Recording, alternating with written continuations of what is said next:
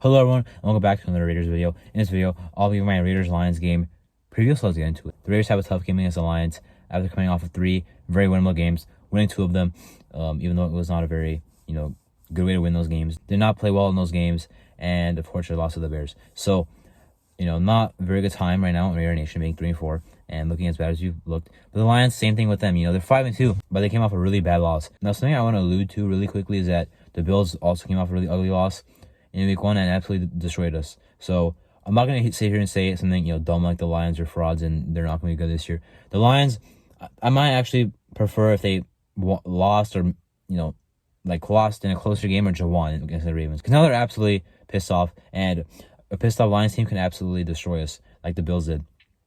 They have the same amount of talent level as the Bills do, in my opinion. And the Bills have not looked that good this year either, 5-3 now after they beat the Buccaneers. But the Lions are going to be hungry. Dan Campbell, I trust him to get the team back on track, which is not a good sign for us this week. Now, regardless, we did see that they are a winnable team, but of course we're not the Ravens. I doubt that our defense will do what they did, right? A lot of pieces. Goff can throw the ball all over the field. David Montgomery might not play, but the Bears don't have 2 of their top running backs, and Donnie Foreman absolutely killed us. So I know Jahmyr Gibbs by himself definitely can. He's a great running back, rushing and receiving. Amon-Ra St. Brown still got his production, even when they put up 6 points. They have other guys too. Marvin Jones now is not going to play because of personal reasons, but even then wasn't doing that much for them. They have other guys. Jameson Williams is back. He's been okay, but got to watch out for him deep, as they like to use him, as their offense likes to run, really. Sam Laporta has been dominant this year. You got to watch out for him all over the field. He's been really good. And of course, their line is pretty good too. Now, Frank Ragnow is, they missed the last 2 practices as I'm recording this video. Big time pizza center, but still have a good O-line. Penei Sewell, Taylor Decker, Jonah Jackson also currently injured, but is a pretty solid guard. So you do have some injuries, but I doubt the team besides Max Crosby is to actually take advantage of that. I'm not sure how much it will actually affect how our D-line plays, because last week they got moved back by the Bears' interior O-line, which is really bad. So, besides Tevin Jenkins, but not a good sign there. Regardless, the Lions' offense very good. Got to watch out for that. Our defense has played better. Even if they're not carrying our defense to wins, they have to play better. I know it's the Lions, but they have to play better. The way they played against the Bears cannot be repeated.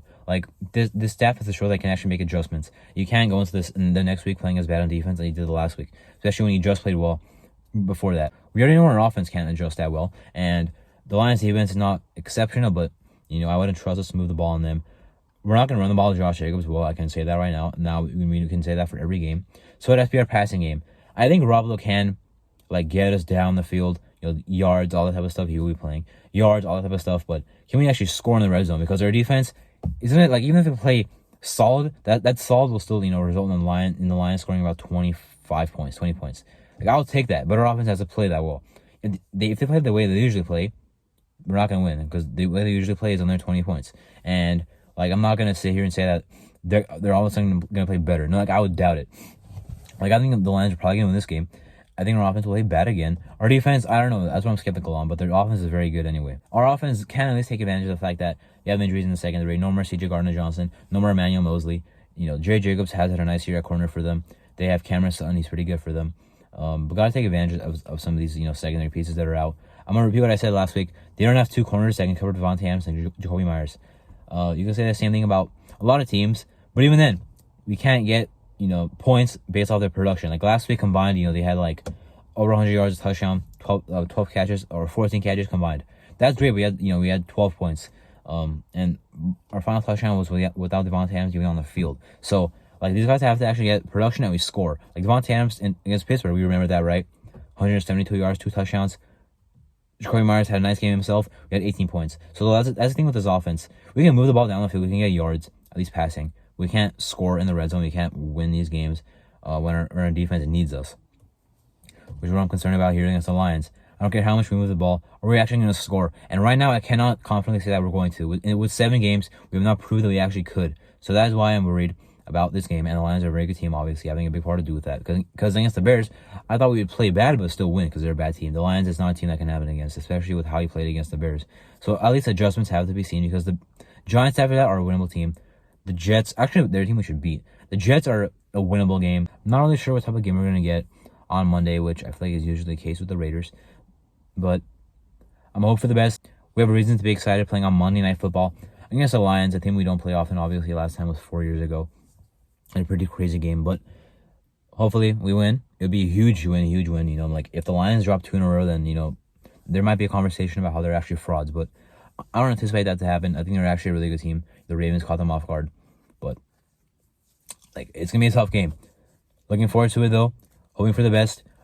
Defense, I have hope. Offense, I don't have hope. But you know what? The Lions are. The Lions fans are not feeling exactly happy themselves. But I assure you, Dan Campbell will come out swinging with their team, and I can tell you he's a better head coach than Josh McDaniels. So that is what I'm concerned about. Trade deadline after that. Like if we lose them at 3-5, are we really gonna be sellers? Or I'm sorry, buyers? Are we gonna be any of those actually? Because like I don't feel like we're gonna be any of those if we're 3-5. We're not bad enough to sell, not good enough to buy. We talked about how we need edge help. We heard about how this team is looking for edge help.